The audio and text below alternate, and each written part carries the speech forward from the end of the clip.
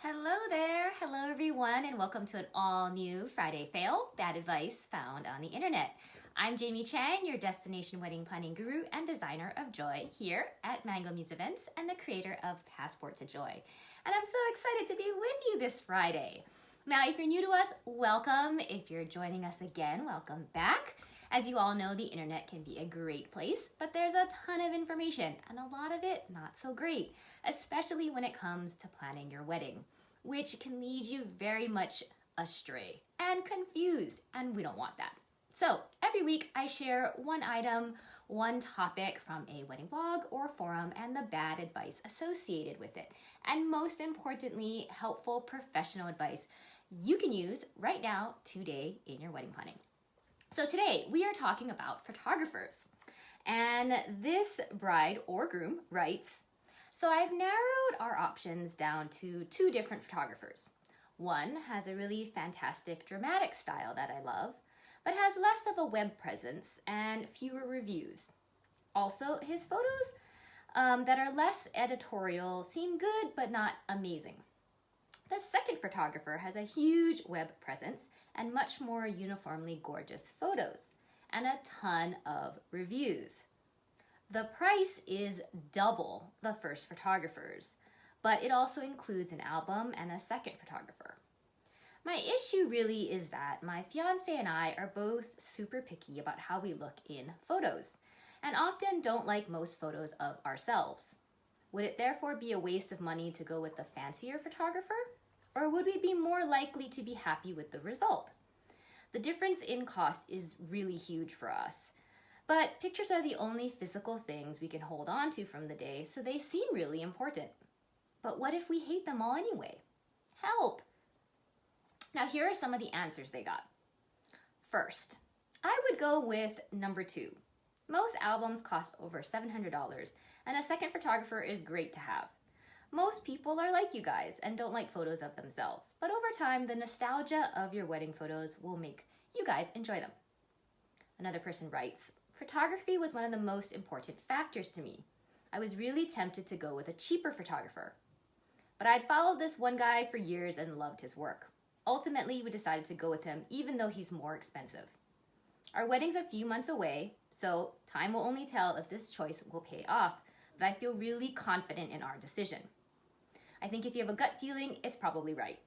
And ultimately, a good photographer will know how to capture you in the best light so you can look good at the best angles and poses. However, at the same time, most of us are overly critical of ourselves, and that won't change no matter how beautiful the picture. Another person writes, it sounds like the first isn't as consistent as the second. And if that's true, that'd be very concerning to me. I'd rather someone who consistently produces B+ work than someone who can sometimes produce A+ work and then sometimes produce C- work. And then lastly, another person shares, I would 110% pick the more expensive photographer. There are a lot of ways to cut down costs for your wedding, but cutting back with photography isn't worth it. You really get what you pay for.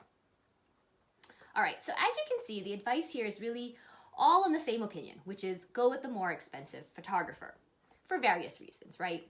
But I think the big issue here is that none of this actually helps this couple. None of this is helpful for the real problem that they have. And so here's what is helpful. This is how you want to think about it. So first, before you even think about pricing or style or packages, you need to sit down and figure out how important a photographer is to you. What is it worth to you? What are your photos worth to you? Because if you don't care a lot, then style and experience are going to matter a lot less and price is going to matter a lot more.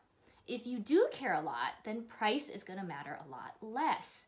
You need to sit down and figure out how important photography is to you in order to place a value or a worth on different photographers as you're comparing them.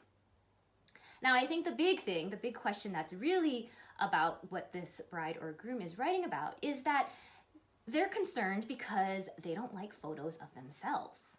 And so I think the real question you need to be asking, if this is something that you're struggling with, is why? Why don't you like photos of yourselves? So I think it's very true that most of us are pretty critical of ourselves, right? I mean, we're critical in general, but I think we're most critical on ourselves. And we don't like photos of ourselves. I mean, unless you're like a movie star and you're super beautiful and you think you're super beautiful, it's a hard thing.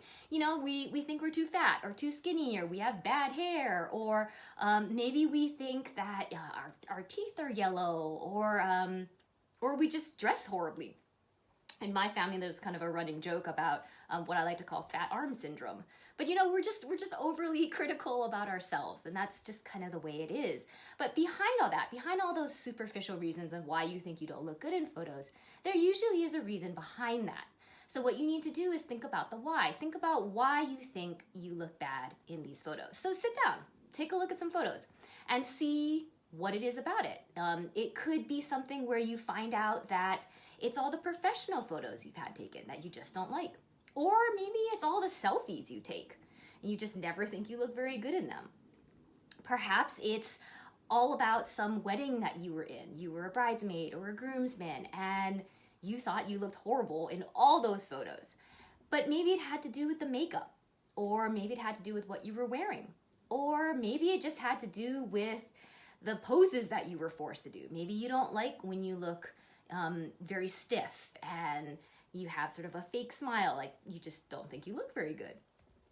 You have to take a look at those photos and figure out the why behind it, because you may find that it has nothing to do with the photographer and it's something else completely.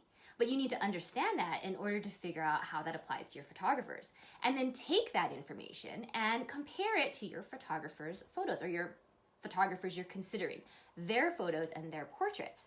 You want to take a look at them and think, does this look good? Do I think this looks good? Do I think these people look good?